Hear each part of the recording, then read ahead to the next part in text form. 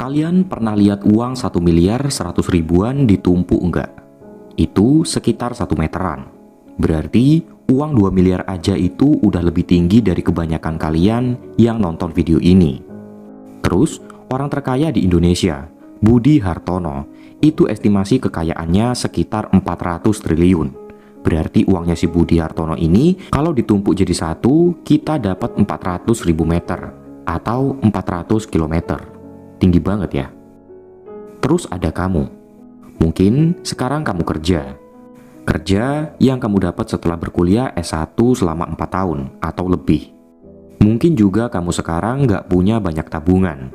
Atau pengeluaranmu banyak sekali. Mungkin hampir atau bahkan lebih dari total pendapatanmu sebulan. Sehingga kamu merasa kalau pendapatanmu itu kurang. Atau mungkin kamu terlilit hutang, terlilit pinjol, atau yang paling goblok, kecanduan slot. Atau kamu baru lulus SMA, atau mungkin berkuliah. Kamu ingin atau sudah masuk ke jurusan yang kamu harapkan bisa memberikan kamu pendapatan yang layak nanti ketika sudah lulus. Sehingga kalian semua mikir, kekayaan atau jadi kaya itu seperti sebuah mimpi. Kayak kalau kita melihat orang-orang seperti Elon Musk, Jeff Bezos, Bill Gates, Warren Buffett, dan sebagainya. Kalau saya mikir, kampret, kok bisa sih mereka sekaya itu? Apalagi mereka yang bisa kaya banget di usia muda. Kalau saya dulu, sebelum saya juga kaya, saya mikirnya gini, alah, paling juga warisan orang tua, paling juga dimodalin orang tua. Saya ini paling cuman belum beruntung aja. Kalau orang tua saya sekaya itu, ya pasti saya juga bisa. Dan berbagai pikiran mediocre lainnya. Dulu saya sempat merenung. Waktu saya kecil, saking kurangnya keluarga saya, makan ayam aja itu udah sangat mewah. Sampai-sampai saya dulu sempat membayangkan sebuah masa di mana saya bisa makan apa aja tanpa mikir duit. Lalu, apakah mimpi saya makan dengan bebas, jalan-jalan kemanapun yang saya suka, punya ini itu? Apakah itu semua akan sirna hanya karena saya nggak punya duit? Sampai pada suatu saat, saya menyadari bahwa saya bisa. Dan hari ini, kita akan membahas tentang hal itu, tentang cara membangun kekayaan. Sehingga mimpi-mimpi kalian itu tidak lagi terkendala di uang.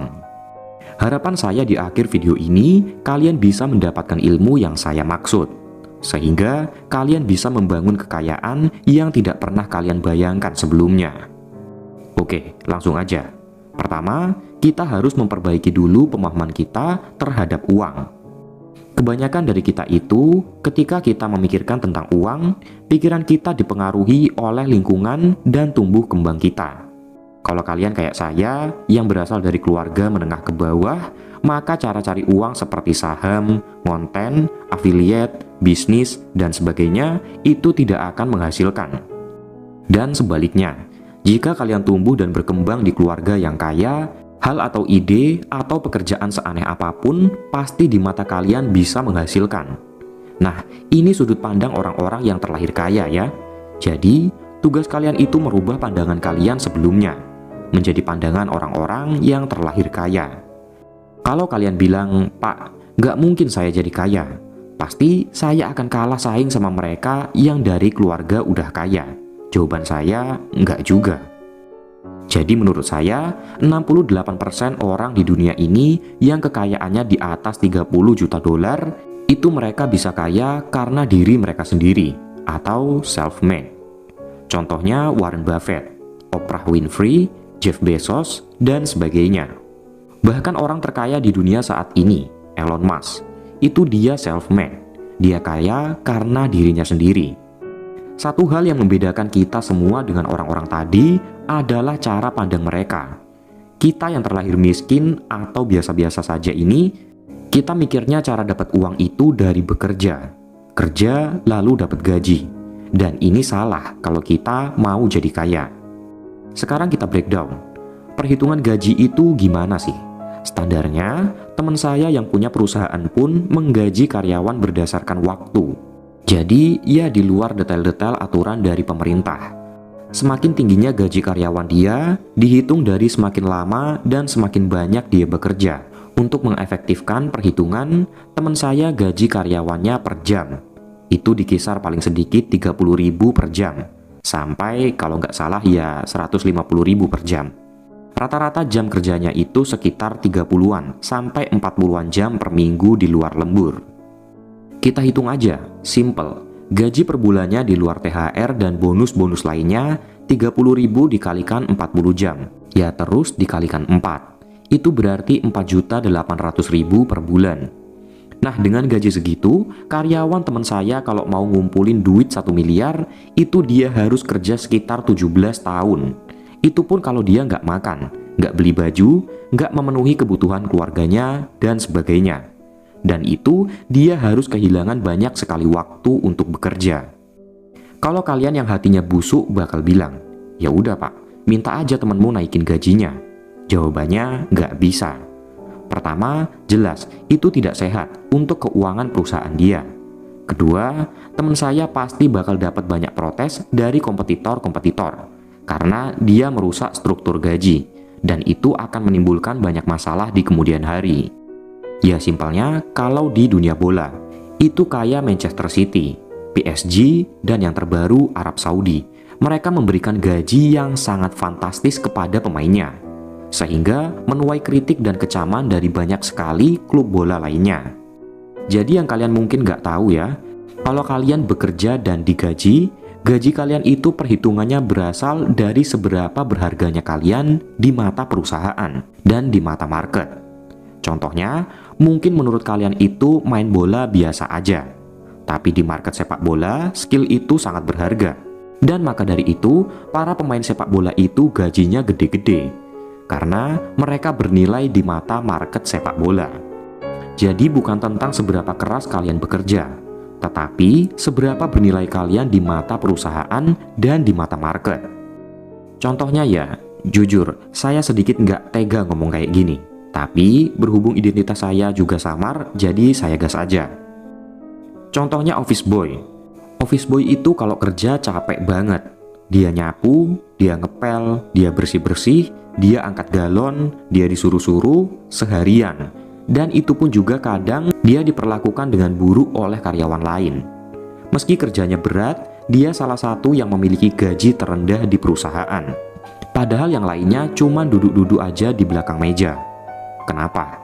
Karena di mata perusahaan dan di mata market, office boy itu enggak bernilai. Semua orang bisa bersih-bersih, hampir semua orang bisa ngangkat galon. Jadi, ya kapanpun perusahaan nyari office boy, itu akan selalu ada, akan selalu tersedia. Beda dengan karyawan yang lain, meskipun dia dan office boy sama-sama lulusan SMA, tapi dia mau belajar. Meski dia nggak kuliah, dia menghabiskan waktu bertahun-tahun untuk belajar marketing. Pengalamannya banyak sekali, dan dia sudah ngasih perusahaan keuntungan banyak.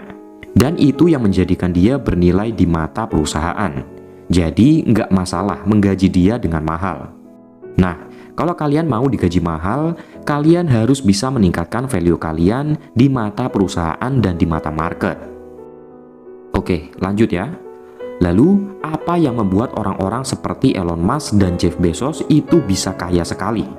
Karena mereka bernilai di mata market. Mereka menciptakan solusi dari sebuah permasalahan.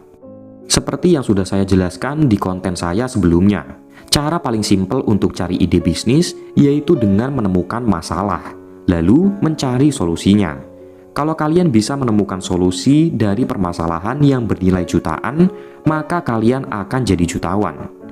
Kalau kalian bisa menemukan solusi dari permasalahan yang bernilai miliaran, maka kalian akan menjadi miliarder. Nah, Elon Musk dan Jeff Bezos ini, mereka menemukan solusi dari sebuah permasalahan yang bernilai triliunan. Dan itu menjadikan mereka triliuner. Jadi, kalau kalian ingin kaya, jangan hanya mengandalkan gaji kalian, gak akan pernah cukup. Jadi, kunci kekayaan itu adalah dengan mencari permasalahan dan menemukan solusinya. Dan ketika solusinya udah dapet, jadikan itu sebagai sebuah bisnis. Jadi gitu aja pak, saya hanya perlu nyari masalah, terus nyari solusinya, dan saya akan sekaya Elon Musk. Oh belum. Pertama, jadi, solusi dari permasalahan yang kalian selesaikan itu harus bisa mencakup masyarakat luas. Jadi, kalau kalian pengen buka resto, bagus. resto F&B itu model bisnis yang sangat bagus.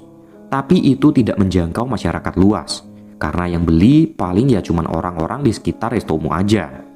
Tetapi kalau kalian buka franchise, misalnya McD atau KFC, itu menjangkau masyarakat luas. Kedua, apakah duit yang kalian hasilkan itu tergantung seberapa lama kalian bekerja. Contohnya, guru kursus. Misal kursus piano. Kalian kan baru dapat uang ketika kalian bekerja. Kalau kalian nggak kerja, ya kalian nggak dapat duit. Ini namanya bukan bisnis, tapi self-employed. Nah, semisal kalian kreatif, kalian videokan proses kalian mengajar kursus piano. Lalu, kalian upload di YouTube. Dan kalian dapat passive income dari itu. Nah, ini yang dinamakan bisnis, karena kalian nggak perlu kerja, tapi kalian bisa dapat duit. Sama seperti petani. Kalau kalian petani, itu kalian bukan pebisnis. Tetapi, kalau kalian mempekerjakan orang lain untuk mengolah sawah kalian, maka kalian adalah pebisnis. Dan itu nggak harus kamu mengerjakan orang lain. Kamu juga bisa mempekerjakan mesin, dan ini biasanya lebih murah. Oke, sebelum saya tutup, saya akan beri sedikit petuah, saran, atau bahasa Jawanya wejangan. Mungkin bagi sebagian dari kalian yang menonton video ini, uang itu nggak penting. Tapi, apa yang ingin saya sampaikan pada kalian adalah, ini tuh bukan tentang uang. Beli rumah mewah, beli mobil bagus, jalan-jalan keliling dunia. Itu sebenarnya nggak penting. Tapi hal terpenting yang bisa kamu dapatkan dari punya uang banyak adalah kebebasan, waktu, dan kebahagiaan orang-orang di sekitarmu. Jadi, dengan punya uang banyak, kamu bisa melakukan apapun yang kamu mau, tanpa perlu mikirin uang. Nggak perlu mikirin nanti pensiun gimana. Dan dengan punya uang, kamu mungkin bisa membayar hutang keluargamu, memenuhi kebutuhan keluargamu, menyekolahkan anak-anakmu di tempat yang bagus, dan sebagainya. Mungkin juga kalau kalian dermawan, kalian bisa membantu mereka yang kurang mampu dengan uang kalian. Jadi, mungkin kalian nggak butuh uang, tapi orang-orang di sekitar kalian itu butuh uang, dan mungkin juga butuh kamu. Dan ketika kamu punya uang banyak, selain bisa membantu memenuhi kebutuhan mereka, kamu juga bisa ada untuk mereka. Oke, sekian dari video kita hari ini. Jangan lupa like, share, dan subscribe.